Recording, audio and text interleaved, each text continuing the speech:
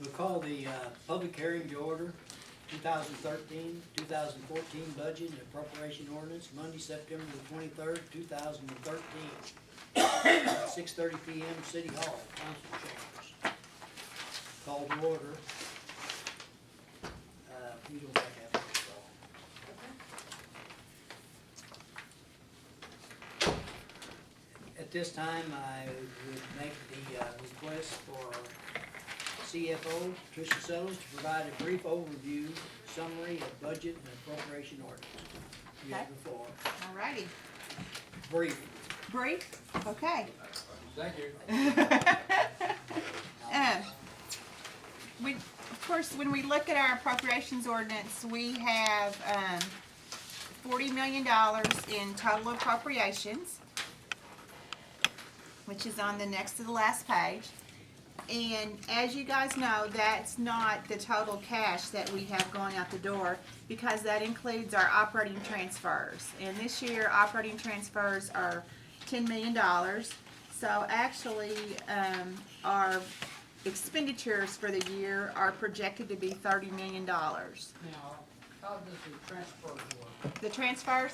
Okay, what happens is all of, like gaming is a prime example. All of our gaming money goes into one account. And then one fund, so to speak, in one account. And then what we do is we give gaming to, like, the street fund gets gaming, the general fund gets gaming. So anytime that we write a check out of gaming and put it in another account, that's an expenditure out of gaming. And that's why we have to record that in our appropriations ordinance, and that's what kind of inflates the appropriations ordinance, so to speak. So, and how much is that? 10 million. But that's not just gaming. That's like we make transfers. For example, the foreign fire guys, they just built that building over there. Well, the foreign fire is its own fund, but that's an asset of the fire department. So what we have to do is transfer it out of the foreign fire into the fire department. So that's another expenditure. So whenever you look at the foreign fire expenditures, they may have expenses of $90,000 or whatever, and then they build a building. Well, then we have to record it again, another $90,000 to get it out of foreign fire into the fire department. So right there, the expenses of the foreign fire would be $180,000, which is comprised of that $90,000 to build the building and then $90,000 to get it out of their fund into the fire department. So that's why things get built up and kind of snowball, and they get bigger than what they really are as far as appropriations. That's Because called government math. yeah, it's because of, I mean, you guys, it's because of moving things around from fund to fund. So that's what happens. So basically, 10 million is your intra-fund transfers. Right. Basically. It's just In- it's intra-fund. moving money like from the gaming out of gaming into the street, into general. Moving money out of motor fuel tax is another example, because motor fuel tax is its own fund, but anytime that we have an expenditure in motor fuel tax, it's really a street department asset. So we have another transfer out of motor fuel tax. If we budget $300,000 in expenditures out of motor fuel tax, it's going to be $600,000, because $300 for the expenditure and then $300 to get it out of motor fuel into the street department. So that's why we have the operating transfers. It's an accounting thing, and it makes the world balance. Is what I mean. It makes everything balance. Is what it does. So that's how we move money around between departments. So the 24, so you said the true operation of the city is 24. The true operations of the city is it's 30,000. It's 30 million. I'm sorry, because what we do is on our appropriations ordinance we have 40 million. 10 million of that is operating transfers. It's the inter-fund transfers, like Rick said, and so that leaves 30 million is our expenditures. Our total expenditures. Now, in that 30 million, 5 million of that is projects. So really, when you get down to how much money do we spend every day, how much do we spend for employees, how much do we spend for supplies, how much do we spend for, other things that we do, that's about 25 million a year is what our budget is. So our deficit is still there. Yes, our deficit is, 1.7? yes, our deficit is still there. If you Yes. spend everything. If we spend everything It's in there. in the budget, yes. Okay, So, what we've appropriated Yes. out there, Mhm. and what we put in there, if we, all of a sudden, we get 5 million from somewhere, we Mhm. can pay everything. But what, as far as we appropriate it, but if it comes up short, then, If our revenue comes up Yes. short, I mean, we've got, you know, or what we've got budgeted out there right. for different areas. Well, that happened to us last year, see? I mean, that's what happened last year, because last year we budgeted 6 million for gaming revenue, and we only got 5. So, I mean, what you're saying is exactly what happened to us last year. So, that's when we, you know, fortunately last year we were able to manage that, and we did okay. We don't, of course, you know, you guys know, we do not spend every single line item in the appropriations ordinance. I mean, we do not do that. So, and there's no way we can do that. But we always have to try to project and allow for things that we think are going to happen, and you know, just hope that our revenue's up there where it needs to be.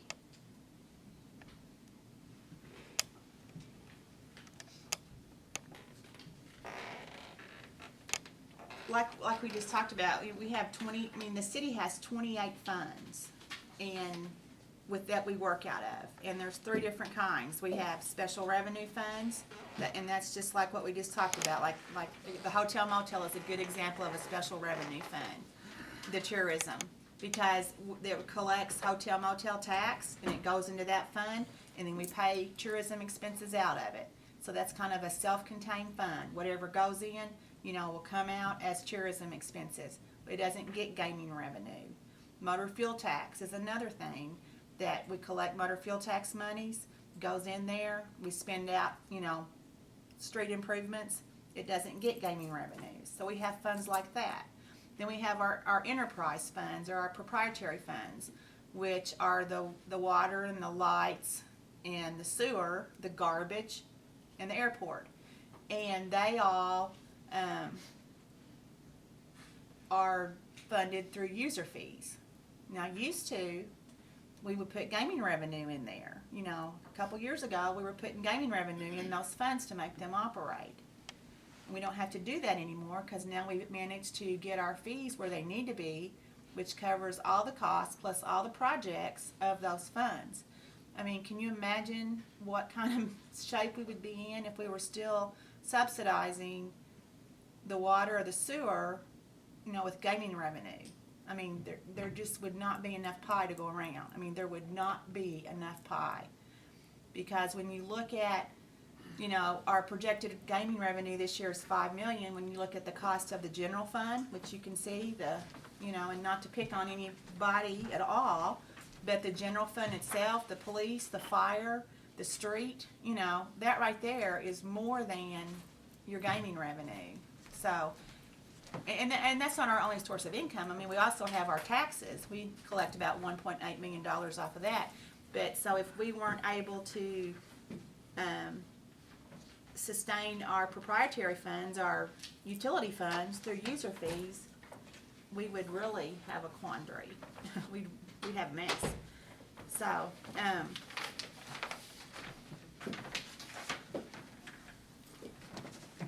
last year the gaming, we had projected it to be 6 million, and this year we projected to be 5, because that's what it was last year. It was 5.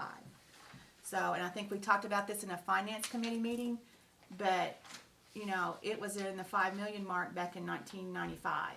That's the last time that we had gaming revenue that low.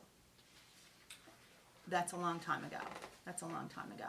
And we just got in our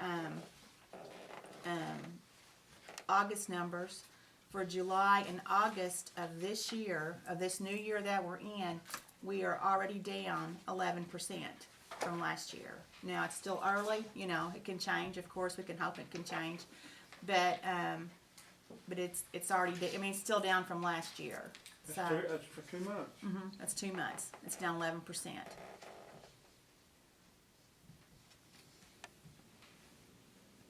Keeps going down, we're gonna fall way below that 5. That's right. If it keeps going down, we'll fall below the 5. say, for instance, Mhm. question, say for instance, we are, it falls, like you was talking about, it goes down.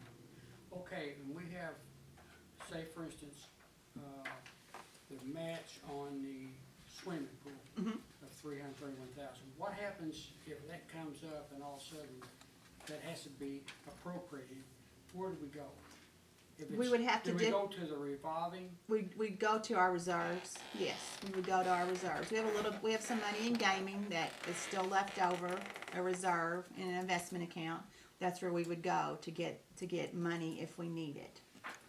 And we go there periodically. I mean, we haven't gone there very much, but sometimes, we do go there, so.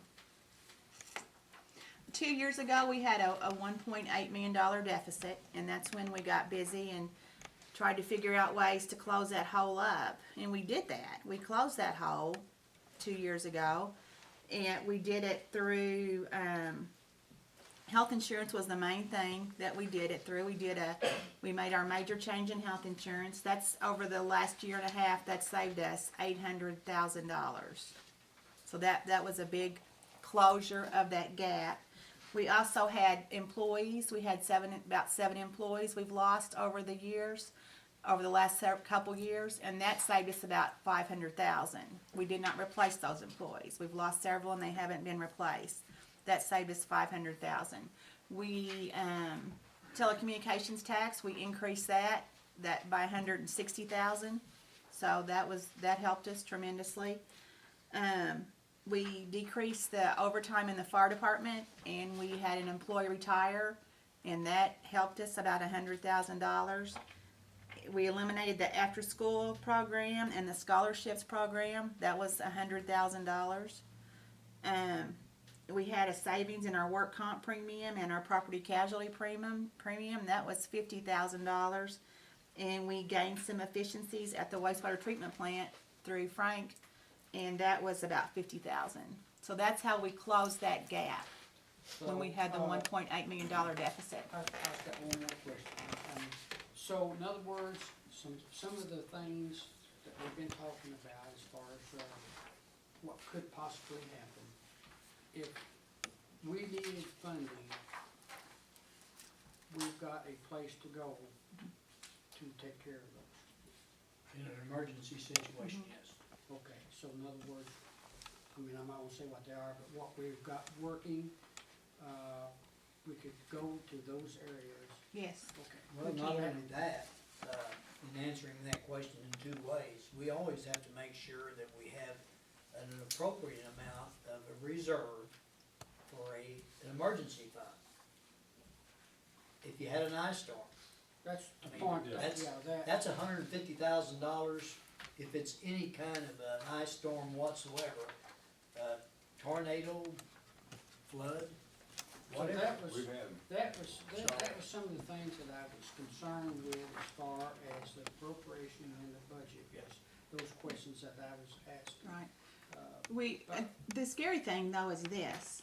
I mean, we talk about the reserves and the money and all that stuff, but if things play out this year like they look like they're going to, next year we're going to have to make decisions again, like we did 2 years ago. We had to find ways to raise revenues and cut costs.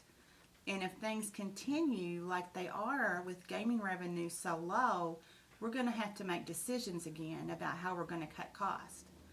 Because, a lot of these funds, fortunately, we've got the utility funds where they need to be, but we have several funds that are so dependent on gaming revenue. The street department is one fund that is so very dependent on gaming revenue.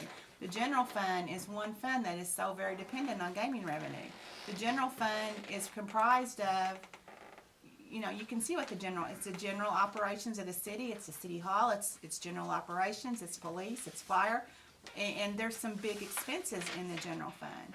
So if gaming revenue was to go down 11% again or 10% again, another year from last year, it's going to get down in the $4 million range, the $4 million range. So we're just going to have you know, we might be looking at making some decisions again, is what I'm telling you guys. Is there a way that we can start doing it now? Yes, I think what we should do is, let's give it just a little bit longer and see how it does, because it's still not evened off, it's still not bottomed out, it's still going down. And let's watch the trend for a couple more months and then see what it does, and then get busy and start talking about it, what we need to do. But you understand why I was asking that question? I understand, I understand, because we have some big expense, I understand why, Yeah. yes.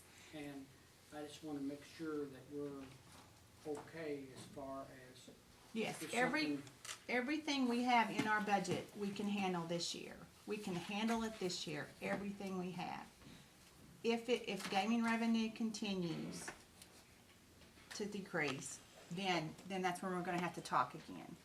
That's when we're gonna have to revisit this and decide what we need to do. So, but this year, yes, most definitely. We can handle everything that we have this year.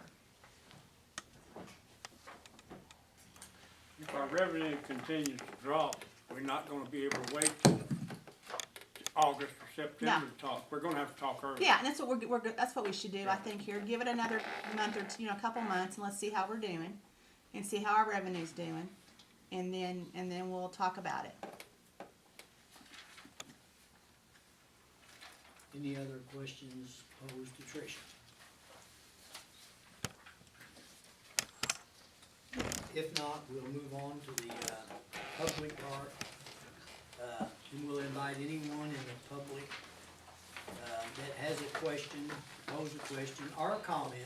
Please come forward, state your name for the record, ask your question or your comment, and we'll try our best to answer it. Clyde Wills, I assume your comments that there's nothing in this budget for the after-school or scholarship program. There is. Bob, do you want me to talk about it, or do you want to talk about it? The after-school's been funded, it's Yeah. in here, and the scholarship has some money. To be honest with you, we're not sure exactly how to handle it yet, Clyde, that's the problem we're facing. And obviously, it would be not possible to do it for this school year, because it's already started. I mean, we might try to come in and pick it up second semester or something like that, make a trial run, but that would be very confusing for us, because normally we grab the high school seniors while they're in the high school, and now they're scattered. And so, getting word out to them would present a problem. I mean, that's something we're gonna discuss, but there is money for both of those items. The after-school program is in progress, and it's taken care of. There is money in the scholarship, but again, we're not sure how to handle that one, and that's probably gonna come up again after the dust settles around us now a little bit. Yeah, what he's saying is, used to, we would fund the scholarship, I mean, between after school and after school summer program. At one time, we had a summer program and scholarships. We would fund that, over 100,000. So, and we don't do the summer program, and the money that's in the scholarships is existing money that was unused. Right. So we're not talking about putting any additional money in the scholarships. But we did fund the after-school program, I think it's 23,000. Yeah, That's so the same as what we had put in there last year. And that was appropriated out of what fund? the, General yeah, fund. yeah. Thank you. Anyone else on the questions or the public input? Is there any council comments? I'd like to compliment Trish on her work, it's incredible what she does. I can't imagine doing all this number stuff, and I like numbers, but what she does is nuts. Okay, so, Well, thank you. I just didn't understand the 10 million that was transferred. Right, it's hard to understand. It's really, truly an accounting thing is what it is. I mean, it's really an accounting thing, and it just keeps everything in balance.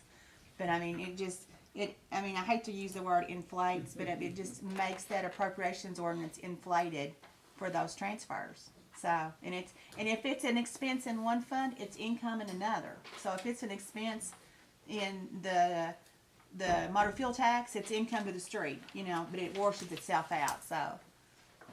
but that's the deal, it's One of just, those things you don't wanna look too close at. yeah, it's just an accounting, Okay. yeah. Which we could But the thing, get the thing, off on bad times at the past before we actually have to start talking. But if we listen to Trish, we probably would have a better shot at doing stuff, okay? Well, Sometimes we just don't. try to get what you want, Bob. but I'll keep you guys updated and I'll let you know where we're at. Thank you. You're welcome. Any other council comments? And, you know, in thanking, Trish, all the department heads and, are to be commended. I mean, it takes everyone working together to get the budget system done. Tricia does a great job with moving the numbers around, but she has to have the numbers to be able to move around. All your department heads have input, what they want, what they need, and you as city council are a large part of that in taking in consideration of what the departments do need to operate sufficiently and professionally. And I think everybody does appreciate what everybody does. The clerk's office and everybody else takes a lot of work, a lot of time. So if we do not have any other comment from the chambers, council members, I adjourn the public meeting.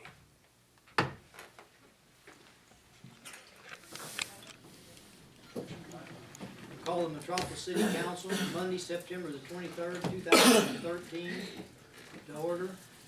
Call the roll, please. Barfield. Here. Carroll. Here. Corzine. Present. Daughtry. Here. McManus. Midnight. Here. And Mizell. Here. Thank you. Please stand for the Pledge of Allegiance and remain standing for prayer.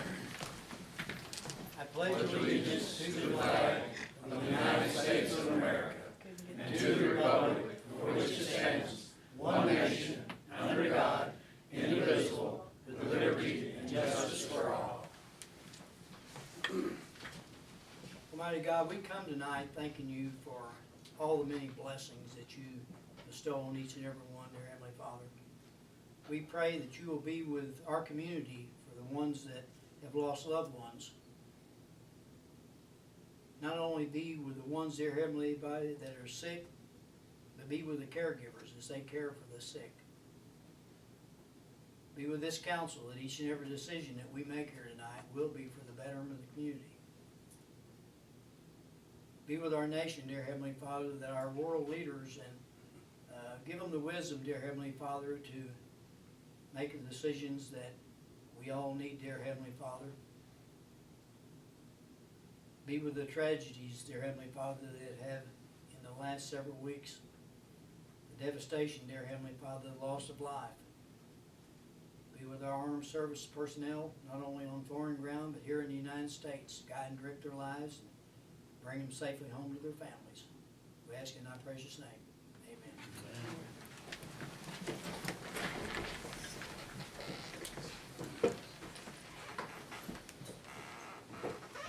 Need a motion to approve the minutes of the September 9th, 2013 meeting. Moved by Mr. Carroll. Second by Mr. McManus. Call the roll, please. Barfield. Yes. Carroll. Yes. Corzine. Yes. Daughtry. Yes. McManus. Midnight. Yes. And Mizell. Yes. Thank you. First item on the agenda, citizens' requests. Mr. Cordy.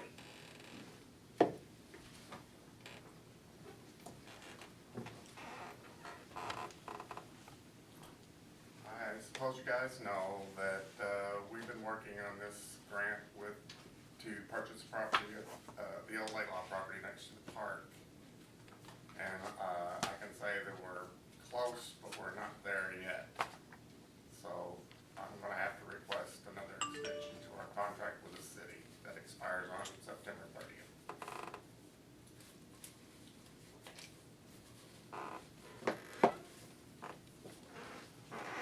Anything else, Mike? No.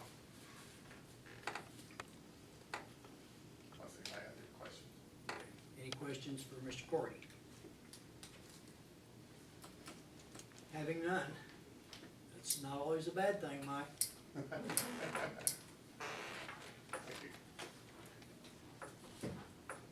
If there is anyone else on the citizen request that would like to speak, you're more than welcome to speak at this time. I'm here as the chairman of the Plan Commission, and I realize that you all have on the agenda tonight the first reading on the ordinance. And as you all are well aware, we've been working on this for years, the Plan Commission has, and then went together with the Board of Appeals to form the committee to come up with this ordinance. And of course, the city has invested a lot of money in this with the consultant.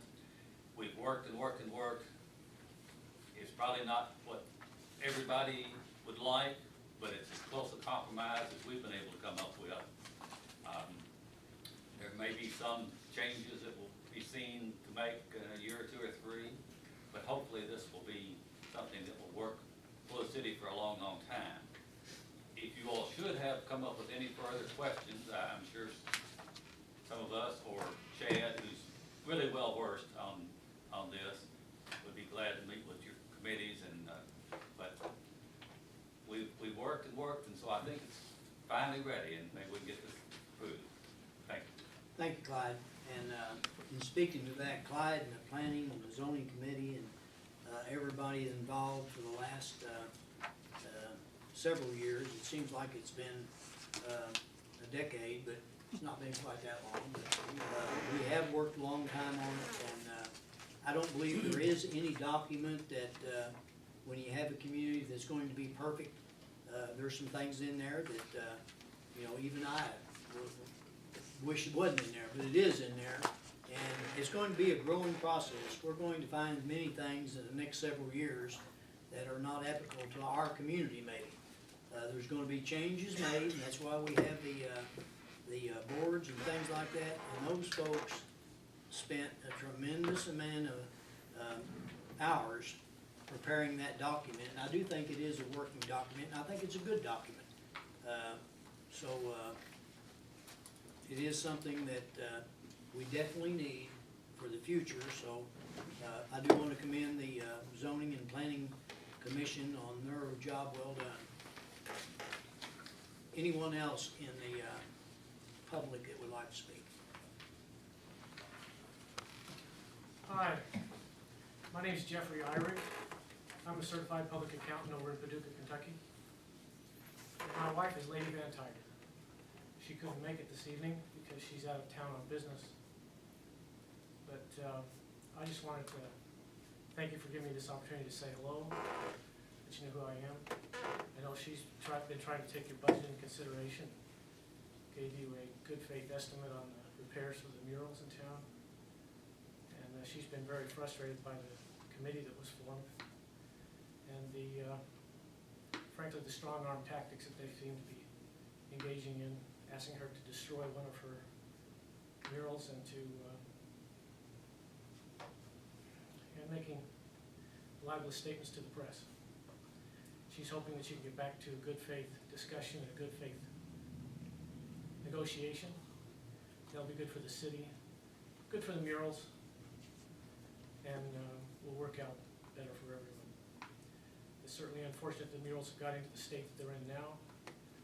I believe there are some contractual obligations that the city has in that regard.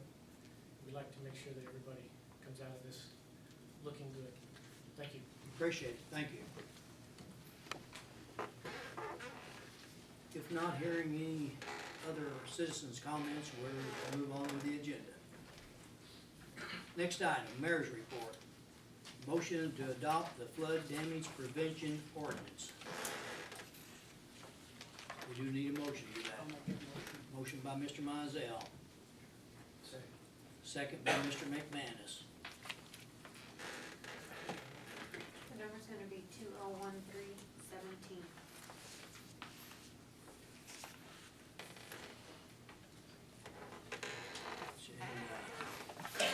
Mr. Murray has spent so many hours with the zoning and the floods and everything, he's had to take a week and go to Florida, so. That's the reason he's not here tonight. He was actually on vacation this week, so, and I did talk to him today on the phone. It was raining, and I told him it was sunny and 90 degrees here today, so. We do have a motion. We do have a second. Call the roll, please. Barfield. Yes. Carroll. Yes. Corzine. Yes. Daughtry. Yes. McManus. Yes. Midnight. Yes. And Mizell. Yes. Next item. Motion to approve proposed design for the bathhouse at the swimming pool. I'll make that motion. Motion by Mr. Corzine, Second. second by Mr. Daughtry. Mayor, I have a question on this item. This bathhouse is gonna have to last for many years. And we have a new design. It's not the same design that was sent in with the grant. And I've been told that the design has to be done by an architect. The first design, I really don't like it as good as do the second, but it was done by an architect. So I think we probably should think about this and possibly go to the committee and talk about this design. I see some things in here I think we need that we don't have. For instance, first aid in the concession room. I just don't understand that. I mean, who would want their private parts exposed in the concession room stand? I mean, there's just some things we need to discuss. You make the motion. I'll make a motion, we table this to the Park and Recreation Committee. Bring a second if you're aggressive. Yes, Chris is back there. Any questions that? I'd like to speak to that. All right. The initial design that was sent in with the grant was not our design. They knew that. IDNR knew that. But we were on a time schedule and we had to get the design in. The design that was submitted with our grant went with an explanation that this is not the one we requested.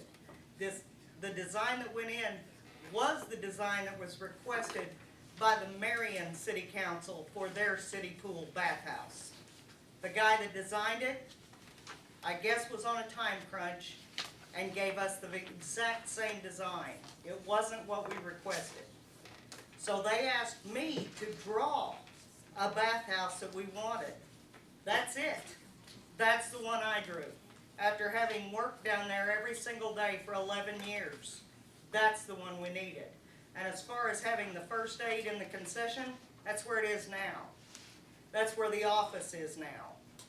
One of the differences is this is handicap accessible. Ours is not. This one will have hot water. Ours does not. This one will have mechanical storage area. Ours does not. This one will have direct access from the office and the concession area and the lifeguard stand out to the pool deck for emergencies. Ours does not. Those are all things that were taken into consideration, and it wasn't just me that designed it. And this was designed by HMG engineers and architects. They took my drawing and turned it into an architectural rendering, and that's it, right there. Chris, could this, as far as Mr. Carroll's question, could there be a sliding door put in there? If that was, you know. in Well, this there area? could be, Yeah, that's what I'm saying, that would take care of. but quite frankly, the only first aid we do is like cuts and scrapes. Yeah. Anything further than that, we're calling 911, But if and we you- have in the past. But if you had a sliding door to seal that up or something, just in Yeah, case. inside, I wouldn't have a problem with Yeah, that. okay. Outside, I wouldn't, I mean, it'd just Yeah. be broken, Yeah. so. That's what I'm talking about, inside. Yeah, inside, there could be some privacy, some kind of privacy area across there, but that, as you'll notice that one line across, Yeah, that's what that is. That's the concessions facing the other direction to the back side of the pool. And one of the reasons is because I know we don't have just oodles and gobs of space, because that would take oodles and gobs of money, and this is grant money. And I'm very conservative with the money. What size building is it? It's 84 in length, It's actually 86 86 in length, by, you're 40, what'd you have? what, 42, I 42, believe. that's it. 86 in length by 42 depth.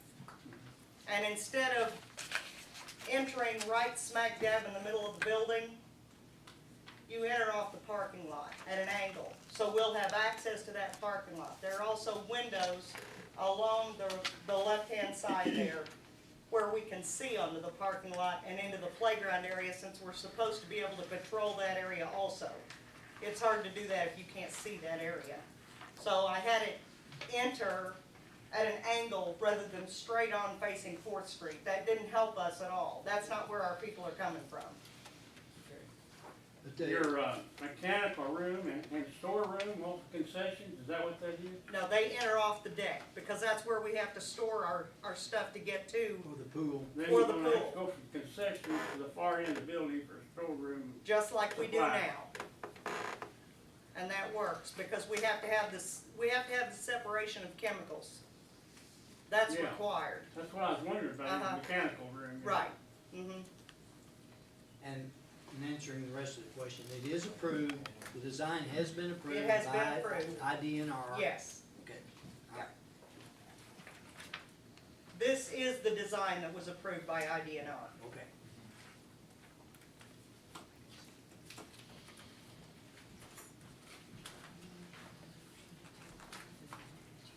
Okay, we do have a motion, then we had a motion by Mr. Carroll to table. Is there a second to table? Did Dave say it? Second? Yeah, I do. Yeah, I did say. Are you still wanting this back, Bill? Well, it's helped a little, but I still think there's some things we need to discuss. We don't, is the plumbing drawings coming later? When do we get the plumbing drawings? So we know This what is, it's gonna cost and so forth. the drawing that was presented that was given, gave to Chris was a preliminary concept to make sure we're all heading in the right direction. Then after we give the preliminary that this is the way you want to proceed, then that's when we can develop the electrical, mechanical, structural, and the rest of the drawings. And then as we're working along, give you a better idea on costs. But if you want to start moving walls and doing other things, I mean, it changes the costs. So it's a moving target. So we just need to go ahead to, just so we have a goal to go forth, you know, and I know what Chris said, they treat bruises, cuts, but if we have someone with, say, needs CPR, we're gonna do it poolside, or we're gonna do it concessions? It's gonna do it poolside. You do it Do where it it on the happens. spot. You don't On move the them. spot. They can't be moved if they need CPR. That's just, we've had that happen one time, and you don't move them. And you did it poolside, You have to. Wherever they are is where you perform it. you don't try to get them in out of the sunshine, or No. You take them can't to the move them. pool. About that. Cannot move. We also are required to call 911 in a case like that, and that's what we did immediately. Scott's first responders. I have a question, and so, and with you being the chairman of the committee, you hadn't seen this drawing I yet? ain't seen nothing.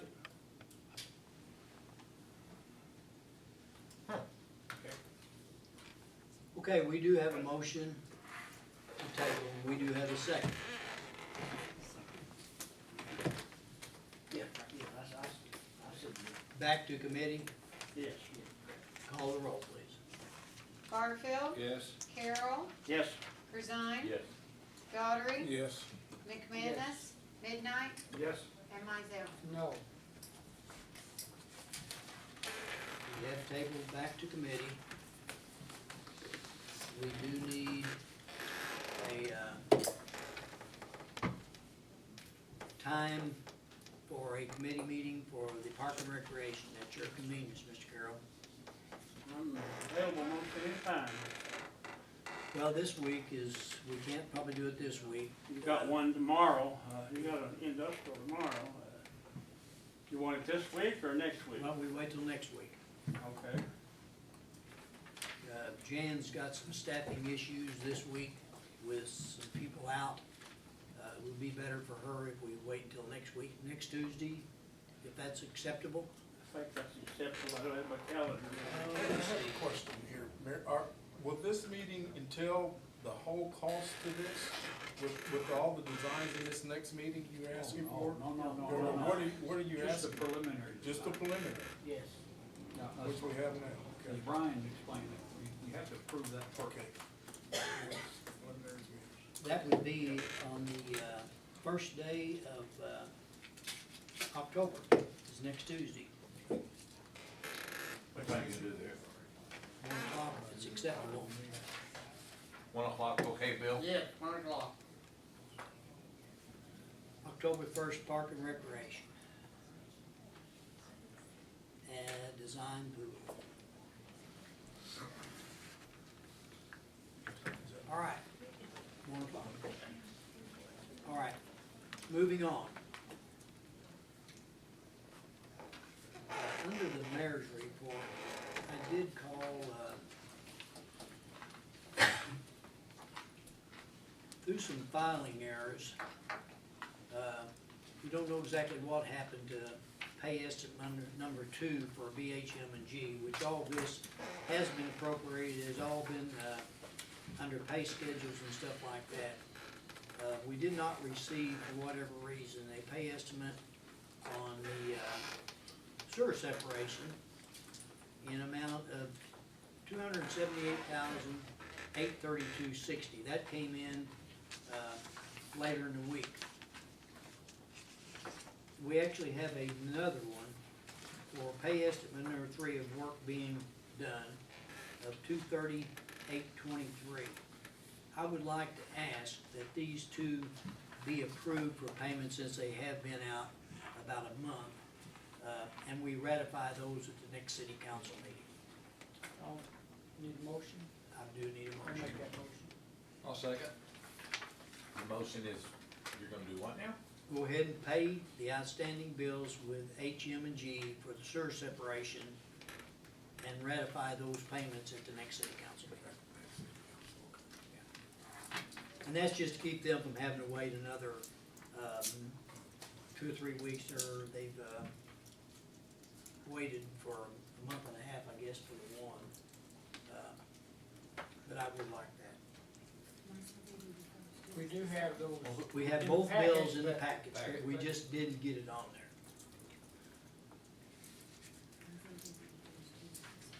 Mr. Daughtery, did you do the same? No, I'll ask this question. Mr. Barfield. Barfield? And I'll second.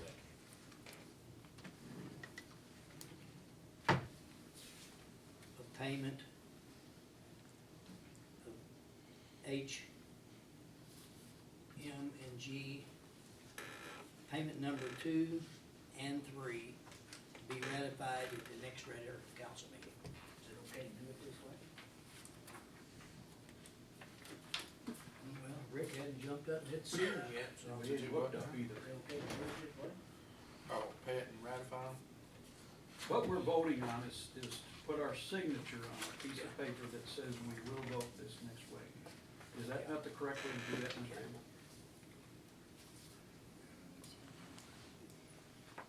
Yeah, and plus you've already appropriated money as well as. Yes. You've already approved the contract, this one's not really, if It's if in we were place. actually approving something for the first time, I'd have a lot more concern. You've actually already approved these things, this is all part of the contract you already approved. Part of it. And you appropriate the money for it, so, yeah, I mean, I'm not that worried about how you do it. Okay, we have a motion, we have a second. Call the roll, please.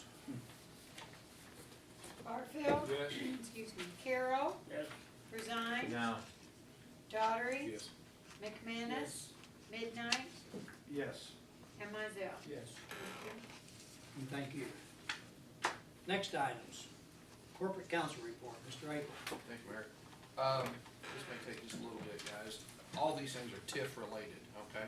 But they break down into 2 separate TIFs, and they're, and of course, so if you look at the first 1, 2, 3, 4, 5 items, when we've been working on what we call the Interstate North TIF and Business District, okay, which takes in property, and we've had the presentations, we've had the eligibility study, takes into account, you might say that area around the Cloverleaf, that on the north side and the south side. We added in the property that you guys had asked us to add back in, the Stoner property. All that's been done. We just didn't get the items on the agenda in time to approve them. Now, in the interim, it has also come to our attention, and it's been announced in the paper about this, this application for an ambulatory surgery center out on the, what used to be the, I property, the Kennedy property. And there's some potential for, development on an adjoining property. And so, we asked Gene and Julian the last time they're here to take a look at that and see if they thought those might be eligible. We've been actually looking at it for a little while, because one time we talked about tipping all the way from Linwood out there. Well,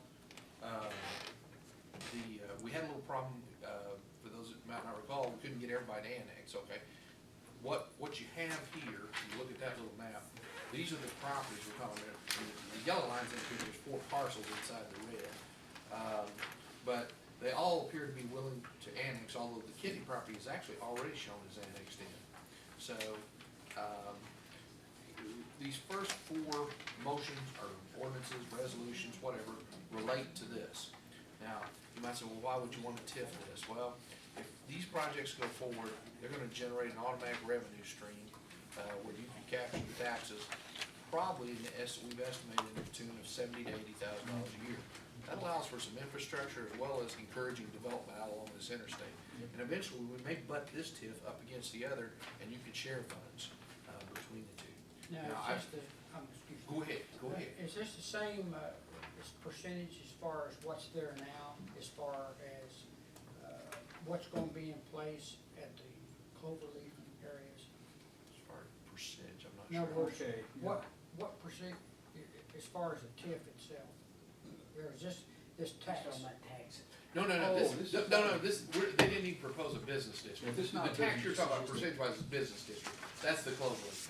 We're not proposing a business district here. We're only proposing a TIF district, okay? And that's Okay, just these areas here. just those areas there and just a TIF district. So okay? that's what all 4 of these are for, right here. That's what all 4 of those first 4 or 5 or 4, yeah, that's what they're for. They relate just to this piece right, this red area right here, okay? And it's not a business district, it's just a TIF district, which all that does is it'll capture the property tax off of improvements, okay? Not the land taxes basically, but the improvements that are gonna come. Well, you see this is vacant, and this is actually, there's some potential projects here. So in other words, there's building on there that's only time it's taxed, as far as, if there's something built, then they're taxed off of that. Yeah, or if they go up because they might take an existing building and improve it or something, and if that raises the assessment, then you capture that little piece that it raises it by, okay? I mean, if I got an old building I'm paying $100 on, and I improve it, so then I pay 200, well, we capture that additional 100 into the TIF, okay? Okay, that's what I didn't understand. That's what this is just these 4 parcels, and this being the Kennedy one, but I guess the thought occurred that, we created TIFs in areas where we don't have any immediate prospects or anything on the horizon. And here we have a reasonable probability, particularly if we can help out, of creating some developments that are going to create jobs as well as pay substantial property taxes. And we know that we've got some infrastructure needs coming out this way as far as wastewater and things like that, and that we could assist with those things out of TIF, okay? So it seems like maybe a logical way if we create a TIF.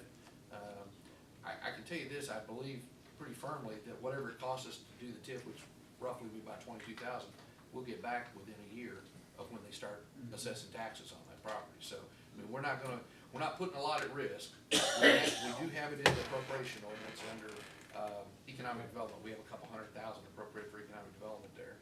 And so the money's there to do it with.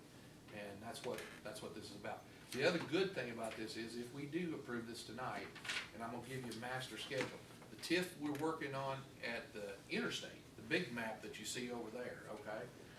We can complete both of these in the same time frame. We got enough time left if we push and we keep everything on schedule. And I'm gonna give you the schedule. The red on these indicates what we're calling this the 45 North TIF, okay? This one, all right? This is 45 North. And the one that you see that Gene and them been coming in about, that's Interstate 24 TIF, okay? That's in blue on these schedules. So I'm gonna pass these around so you can see before we go through this, what you have. But we can finish all these, although it's aggressive, I think we can finish them all by the end of the year, the calendar year.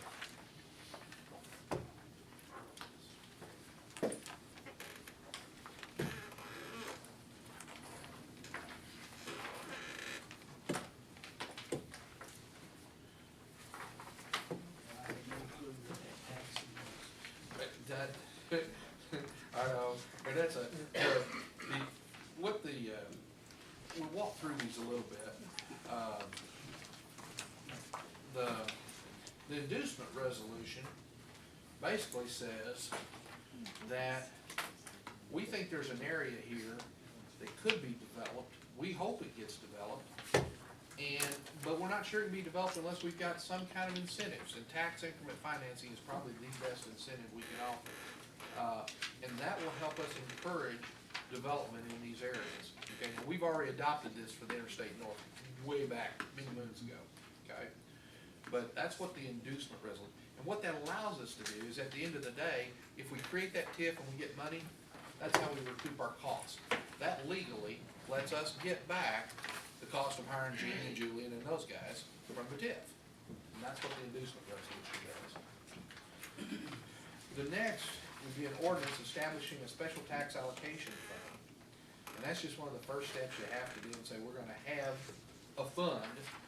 Now, we don't have any money in it, but we're gonna have a fund out here. You heard about Trish had 28 funds, we'll have 29 funds, I guess. That is associated with these properties that we could then pay redevelopment costs. Okay, and redevelopment costs,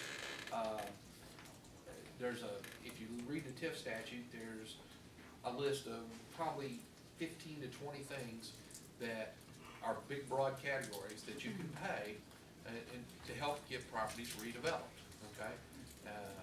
And here you have a vacant property that used to be a commercial use, and you have a property next door that has probably been underutilized for a while. I mean, it's had good commercial usages, but it's been underutilized. And so the idea is we create something where maybe we generate a pool of money in the future that helps encourage these properties get put back into good use, okay? We can also do our improvements up there. You can do a lot of improvements, a lot of So improvements. this tax is gonna be just like for, as far as the TIF itself, just like we're using the other TIFs as far as, improvements. Yes, sir. Yeah, this is gonna be like for example, the TIF that went in place when Harris built the hotel is what paid for the electric substation, or is paying for it. Paying for your fire station, paying for your ladder truck, paying for your water and sewer that went down there. These can be used the exact same way. When some improvement comes in, I mean, we don't have to give it all to the developer. We can use some of it for those infrastructure needs that are out there. So, and I don't, based on my experience in this project so far, I don't think anybody's gonna ask that we give it all to the developer. I think this is one of those where, in an enterprise zone, we give 5 years of tax abatement. I think they're gonna be reasonable. They're gonna be on the low end. They've not really come out and asked for that. We didn't even plug it into the initial numbers in the feasibility study for that first project.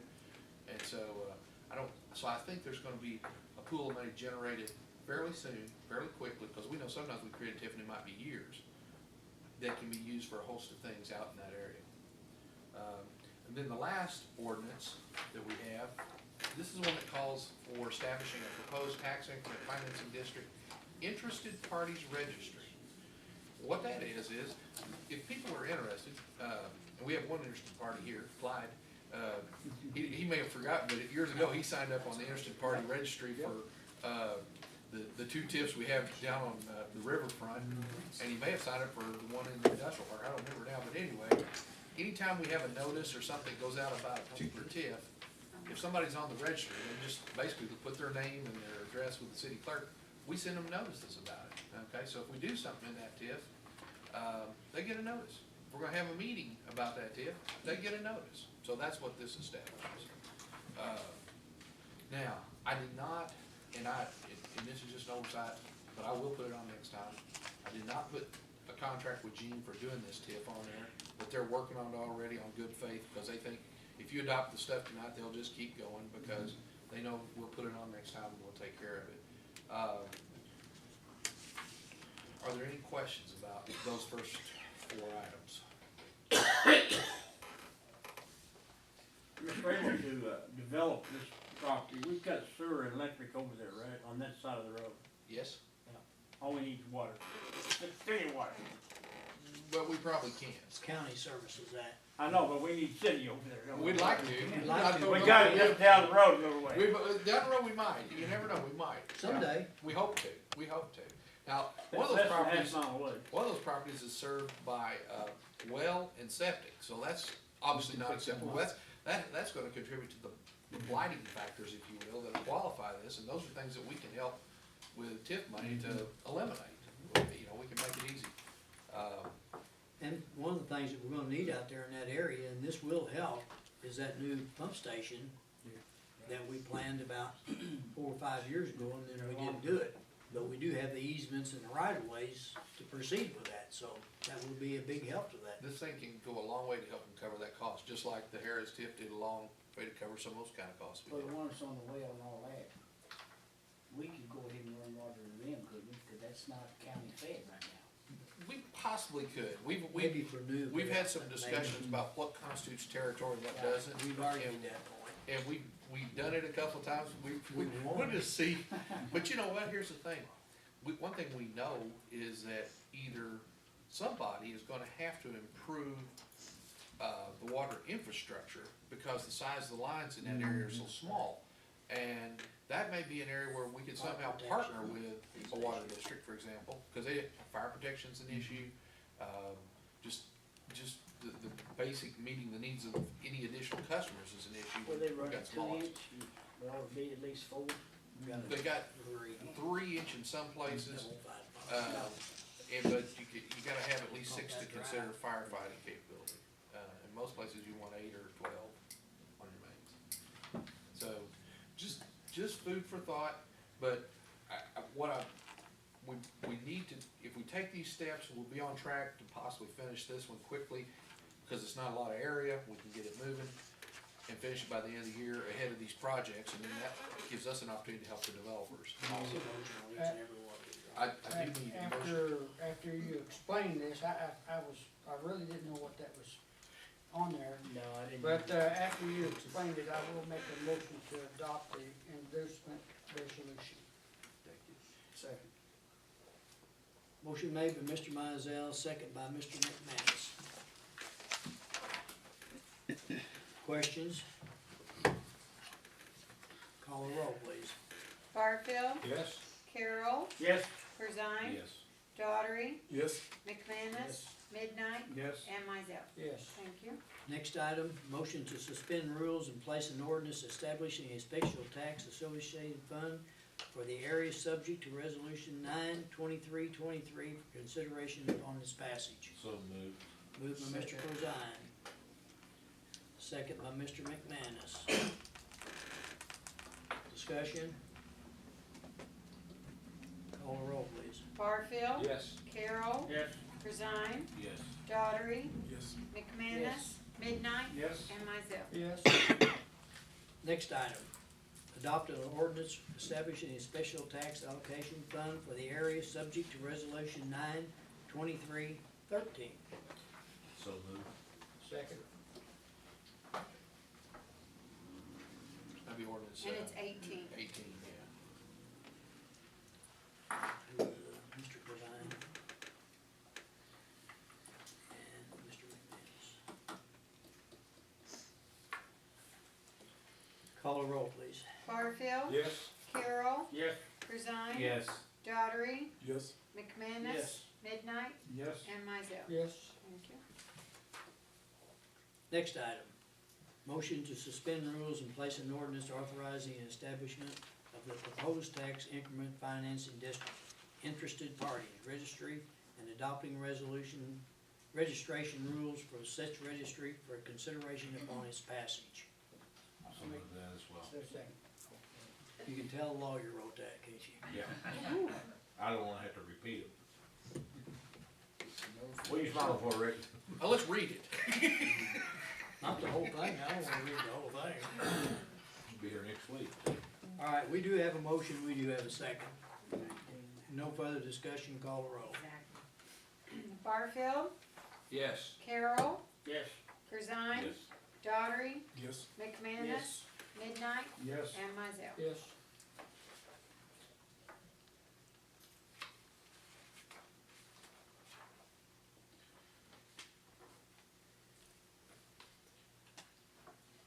That's the motion to suspend the rules. Okay, we gotta go on. Taken and Oh, adopt yeah, ordinance okay. 2013-19.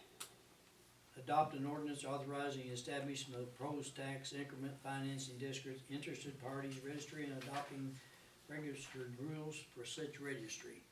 Call the roll, please. I'll make a please. motion, that motion. Resign. And Mr. McManus? Okay. Call the roll, And it is please. 19. Barfield, Yes. Carroll, Yes. Corzine, Yes. Daughtry, Yes. McManus, Midnight, Yes. and Mizell. Yes. Thank you. The next four items are on the Interstate North TIF, Interstate North Business District.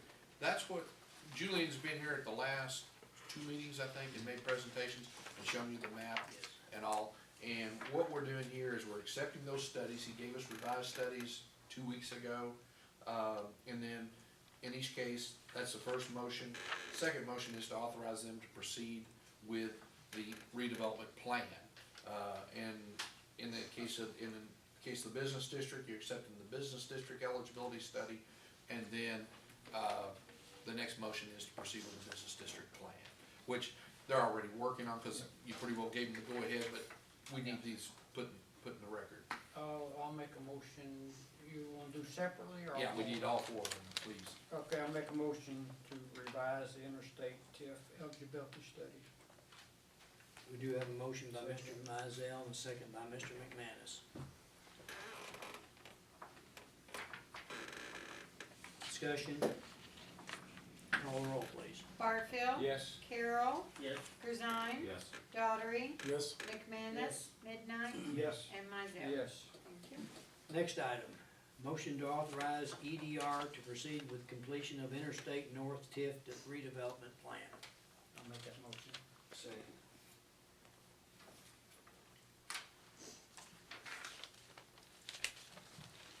Discussion. Call the roll, please. Barfield, Yes. Carroll, Yes. Corzine, Yes. Daughtry, Yes. McManus, Midnight, Yes. and Mizell. Yes. Thank you. Next item, motion to accept revised Interstate North Business District eligibility study, place on file and make available for public inspection. I'll make that motion.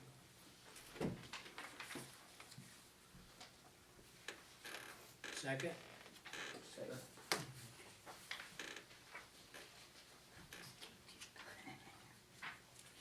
Call the roll, please. Barfield, Yes. Carroll, Yes. Corzine, Yes. Daughtry, Yes. McManus, Yes. Midnight, Yes. and Mizell. Yes. Thank you. Next item, motion to authorize EDR to proceed with completion of Interstate North Business District. I'll make that motion. Second.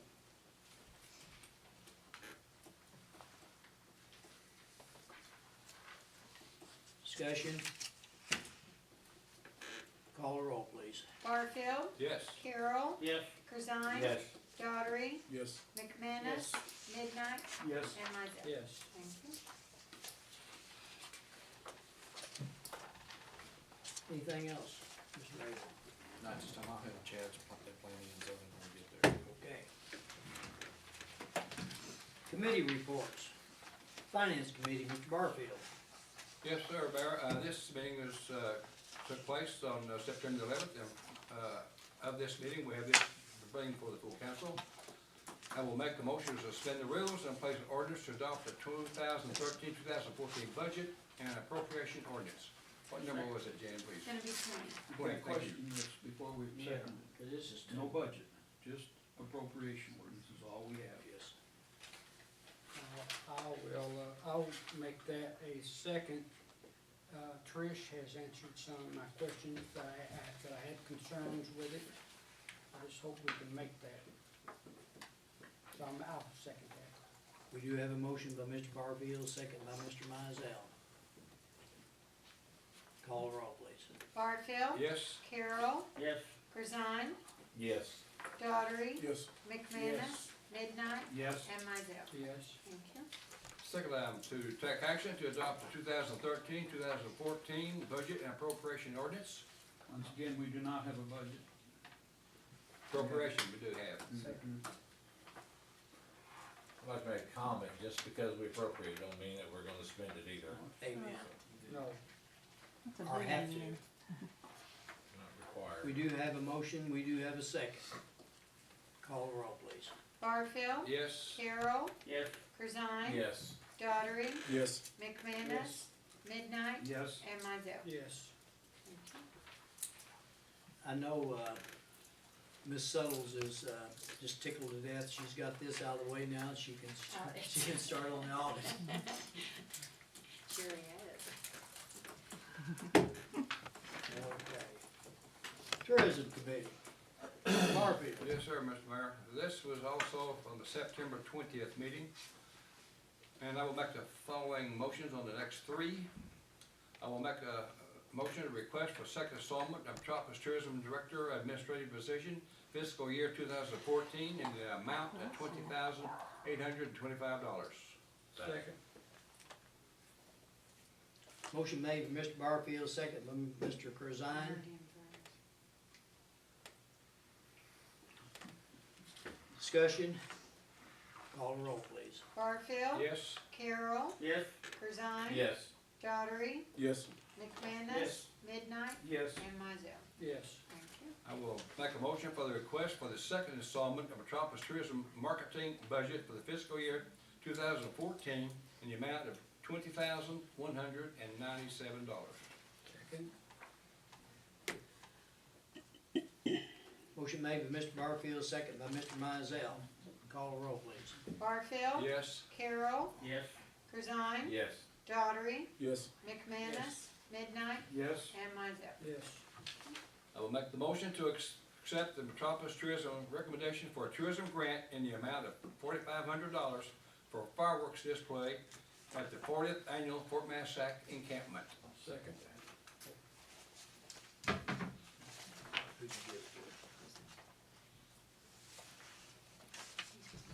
We do have a motion, we do have a second. Call the roll, please.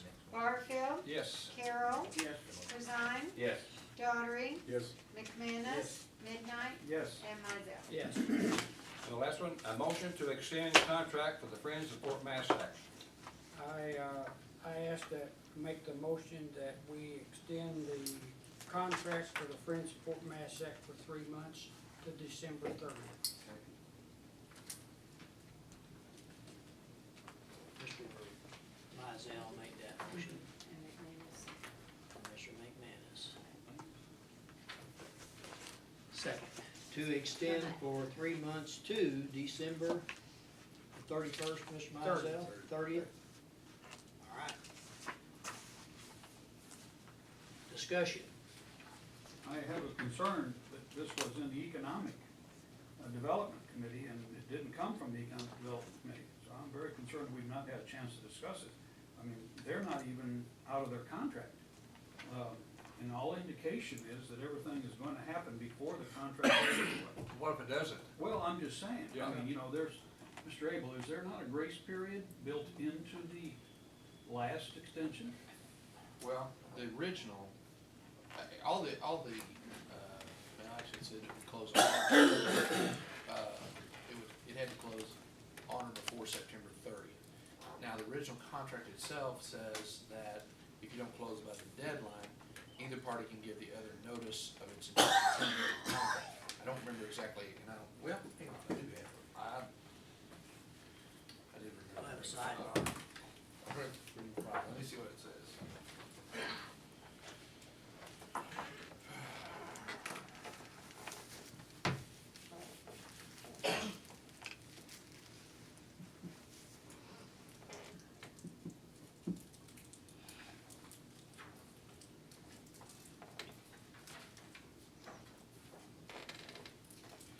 There's no real grace period. What it says is, in the event you're unable to close by, and all we do is change the deadline, okay?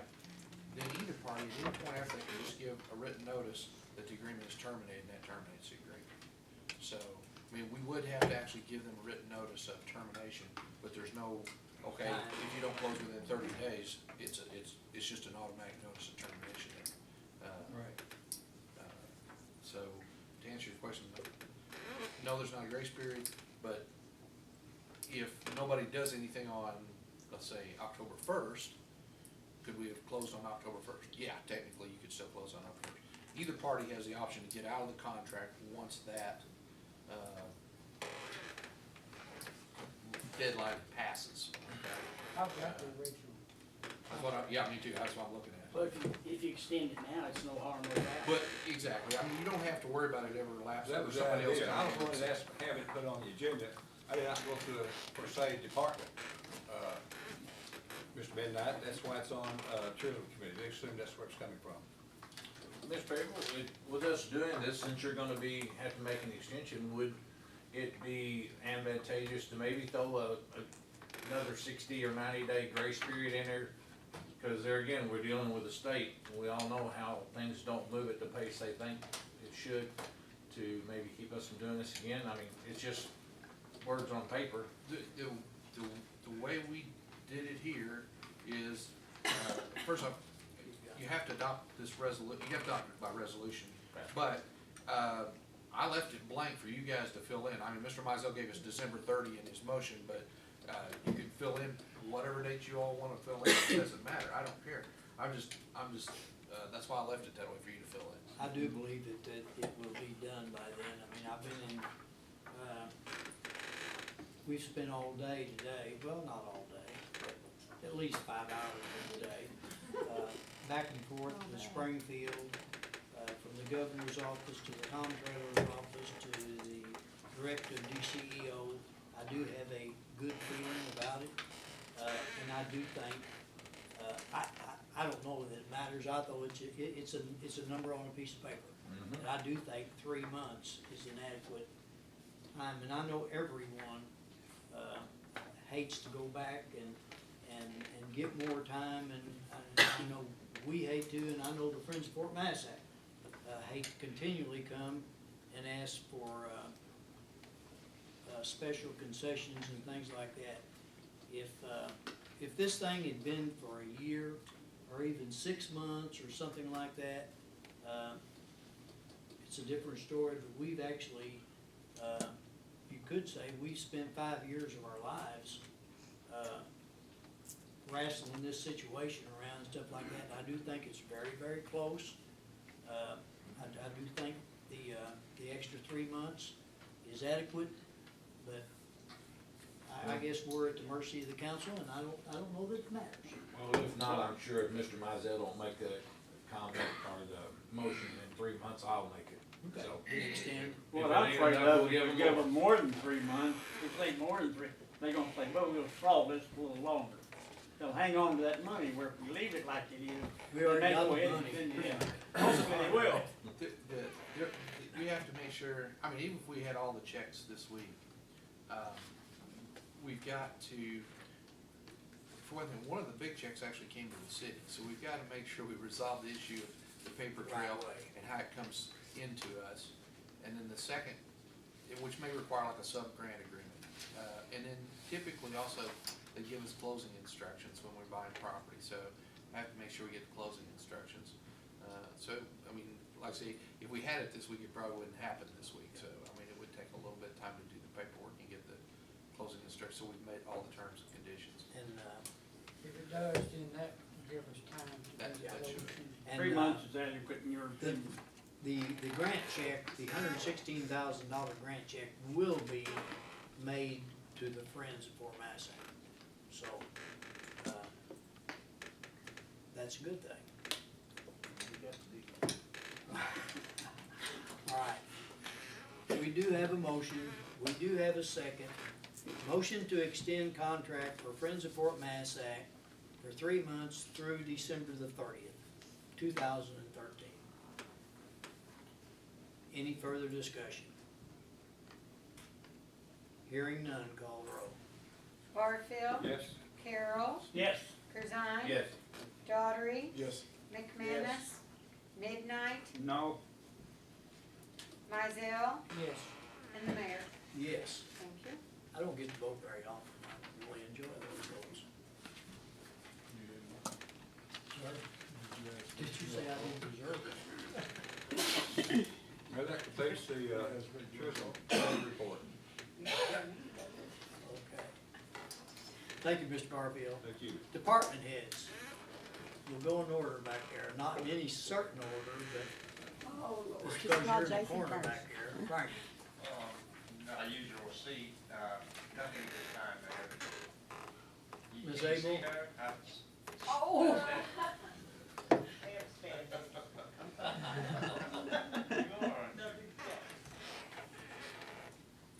and we do owe Miss Abel a great honor of what she's done for the last 2 weeks. Chris has actually filled in for as my secretary for the last 2 weeks, and she doesn't look too bad considering, she's had to put up with me for 2 weeks. And then today, she actually filled in for Jan. Jan's very short-handed right now, and Ms. Abel was answering the phone and stuff for her today, so, Chris, we do appreciate that. Harry, have you done anything for us this week, or? Actually, the Unimog is supposed to be down either to Murfreesboro or to Carbondale, depending on the National Guard. So we should have that hopefully by next week. Good. So what? And then it's called a Unimog. It's a $480,000 piece of equipment we're getting from the military.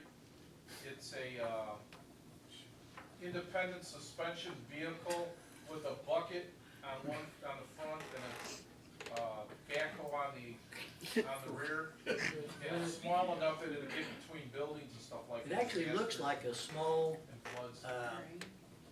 utility easement vehicle. Have like guns on it? No. Can you deliver meals on wheels? And we also got a forklift that will be able to lift those containers and the other stuff that's over at Dog Pound right now. We're getting that for free also. And that's about $325,000 worth. That's all free. Go, Harry, go. And we're in the running for one of those, I don't know what you call it. It's like a forklift, but it lifts those overseas containers Sir? that we got. This Yes, will sir. lift those up and put them on trailers or to move them to other parts of the Dog Pound or wherever it is that we need them. So we should know something by the end of the week whether or not we got that. Well, if we ever get that project that we've been working on for the port district down on the riverfront, we can use that thing to load containers on the barges maybe. So, that's a good thing, Those FEMA houses. yeah. We Back up missed on that, my I think. FEMA houses. Emergency Director, Mr. Davis? We did manage to receive the Storm Ready Community Award last week that should benefit the residents of the city of Metropolis.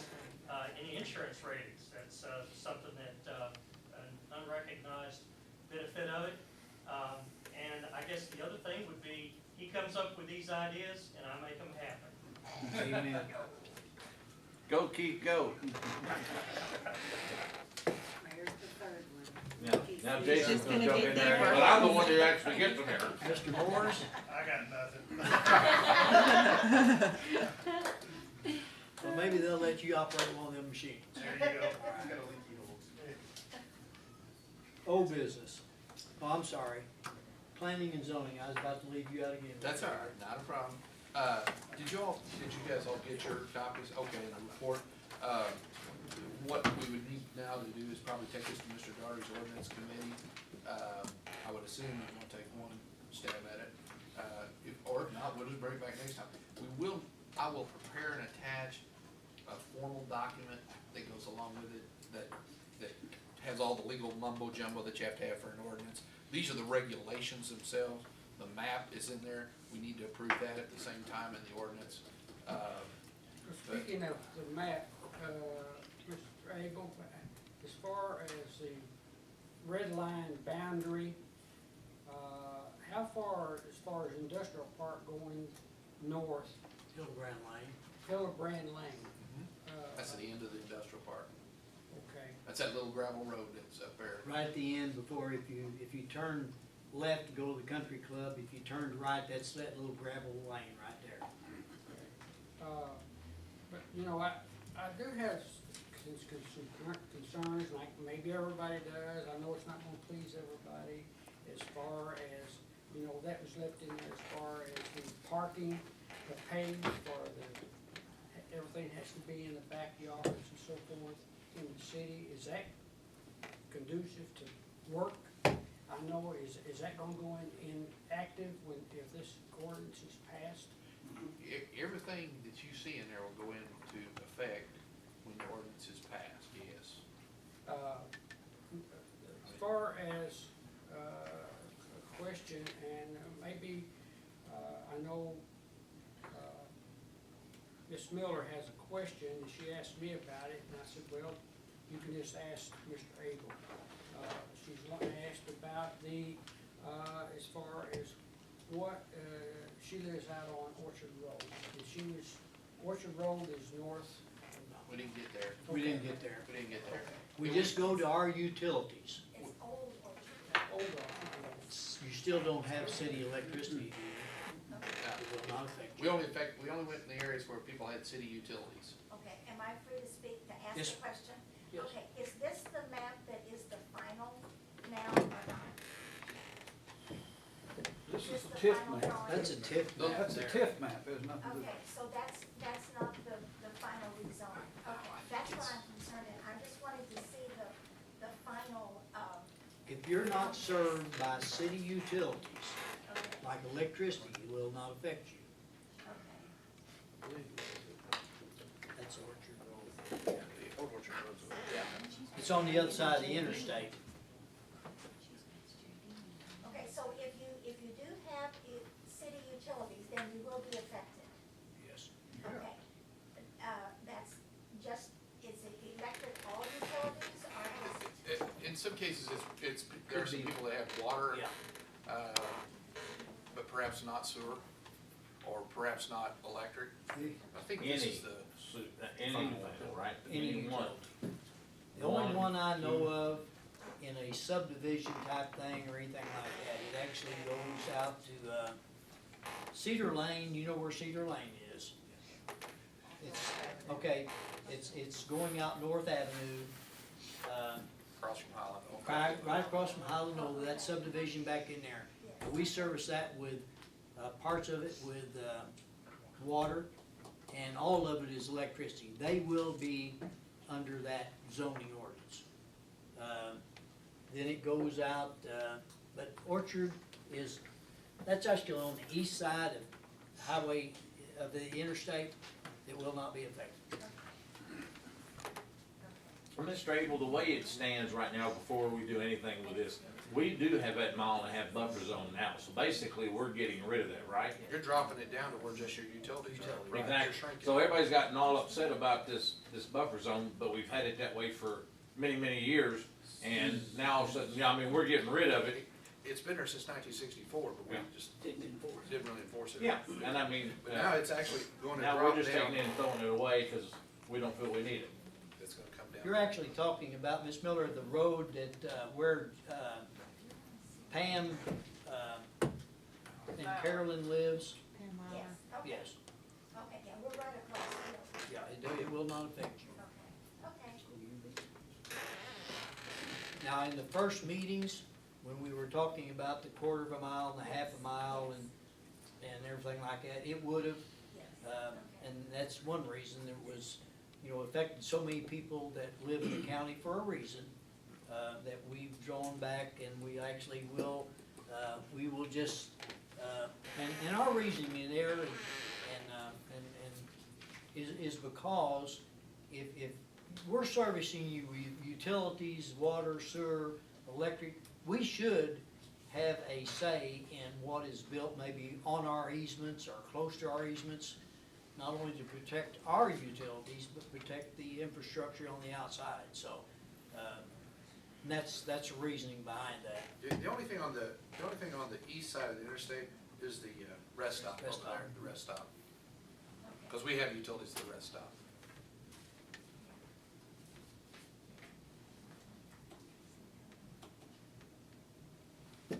Yes, sir. So, what is this red line going to mean as far as how it affects the property owners within the red line? There will be zoning district regulations assigned to those properties. I mean, based on how they're classified. There's, for example, Fawn and Bullock out there are gonna be classified as residential, pretty much the way they would be right now. Right now, in our current one, they'd be an R4, which would allow manufactured homes and the, modular homes and things like that. They'll have a similar classification when this goes through. Some of this area up in here that's just open land that's been primarily agricultural will get an agricultural zone.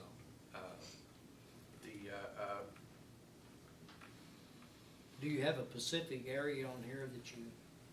Gurley Road is named after his family. Yeah, everything along Gurley Road was agricultural. We left that agricultural. That's what this is. That's this line right there is Gurley Road, and that's all agricultural. Now you can have homes and stuff there. I mean, there's nothing, but it was all zoned ag. Because that was what we're trying to do is figure out what's the main use that's being made of it now, and go along with whatever that was. Okay. All right. Any other questions? And you're welcome to come look at this big one if you want to later.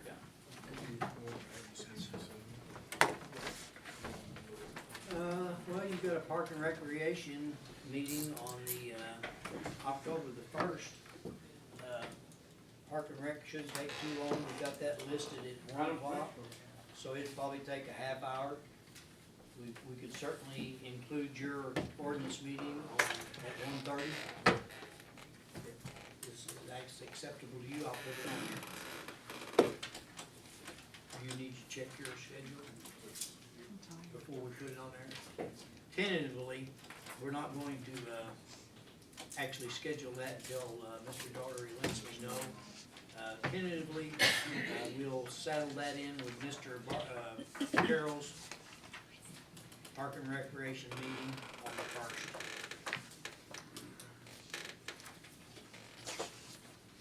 Okay, if there's no other planning and zoning issues, old business? Mayor, I've got a couple issues I wanna ask about.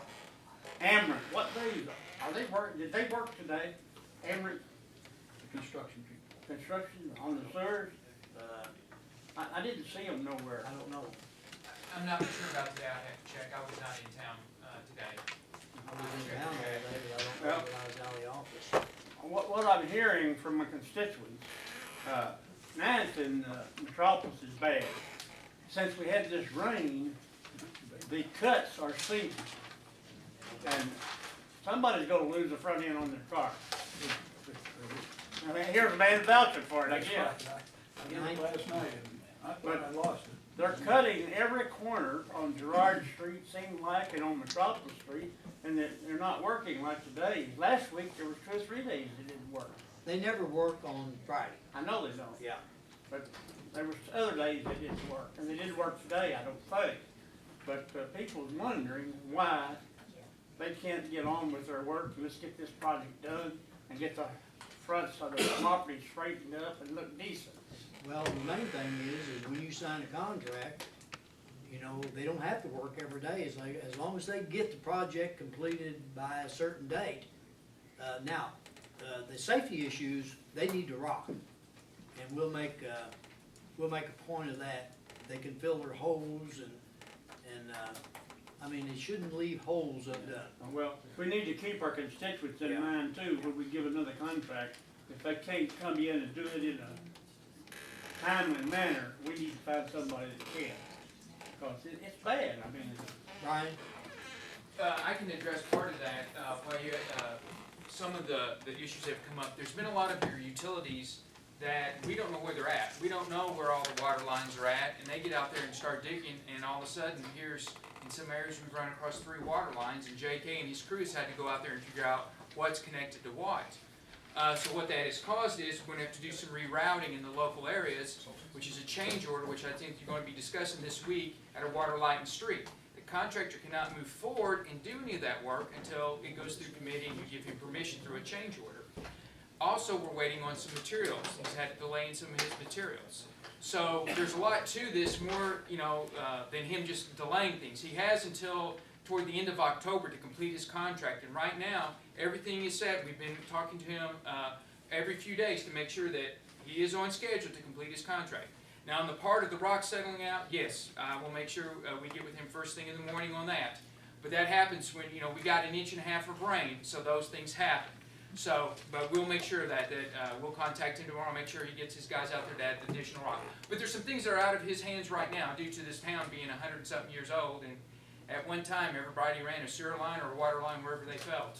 So now we're just paying the price. Well, I just bring it to your attention, Yep. we understand that it's gonna happen in a hard rain, and you're gonna have to settle it. Right.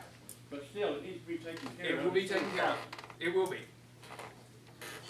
The other thing I had, Mayor, was Darcy Miller Park. When they have events down there, they're driving their vehicles across the park and into the park. We have a sprinkler system throughout that park. They drive on the pop-ups, they're breaking them off, they're bending them. So we need to stop the vehicles from driving into the park. Mr. Matt, if you would, put it on the log. Yeah, 911 can see it. I mean, if we don't see it, we can't do anything, but, They shouldn't be driving in the park at all. Now, well, I understand at times they take tables down and they feel like they need to back up the concession to unload the tables. Tonight, there's a trailer and truck in the park. And I understand that, but they're gonna have to carry those tables a little ways. They can't drive out around the park. I don't think they know the pop-ups are in there. Well, all we need to do is give Mr. Massey the discretion, the direction, and he can start issuing tickets down there if he catches them parked in the park. That's what it takes. But those same ones, are gonna, they're not gonna like that very much, but we won't like it if they break our sprinklers either, so. It's gotta be taken care of, because I've seen as many as 4 and 5 cars. I'll put something on our Facebook page also, Oh, that ought to get it done.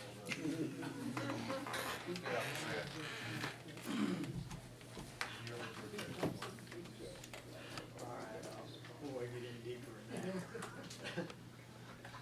Anything else? So on that's all I business? had, Mayor, thank you. New business. Hearing none. Miscellaneous report. Reminder for industrial committee Tuesday, which was tomorrow. Ma'am? What? Yeah, we've not got there yet. We're moving right along. Sorry. No. Financial report. Motion to pay salaries, payroll, and contract bills. Second. Moved by Mr. McManus, second by Mr. Mizell. Call the roll, please. Barfield. Yes. Carroll. Yes. Corzine. Yes. Daughtry. Yes. McManus. Midnight. Yes. And myself. Yes. Thank you. Next item, payment of miscellaneous bills. I'll make that motion. Second.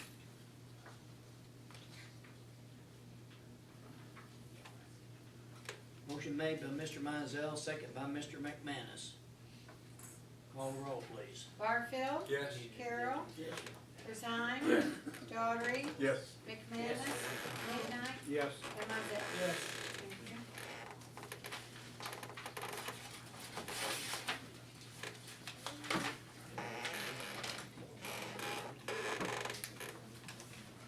That's some good information, Mark. That's some good to tell us, Mark. Yeah. Oh, I hope you do. He'll be waiting on a phone call. Right now, I don't know of any need we have for a closed session. We may, days change around here, we may have something tomorrow that we actually have to bring up, possibly, but we don't know that now. So, Special call. I don't think so. Well, I'll call you, I'll call you special if you want me to. Well, what we might, because you've already said you weren't gonna be here tomorrow, and you don't get paid if you don't come. He might make an exception. Yeah, I gotta All right. We do need a motion to adjourn. So moved. We've had enough fun. Barfield. Yes. Hill. Yes. Stein. Yes. Daughtry. Yes. McNeil.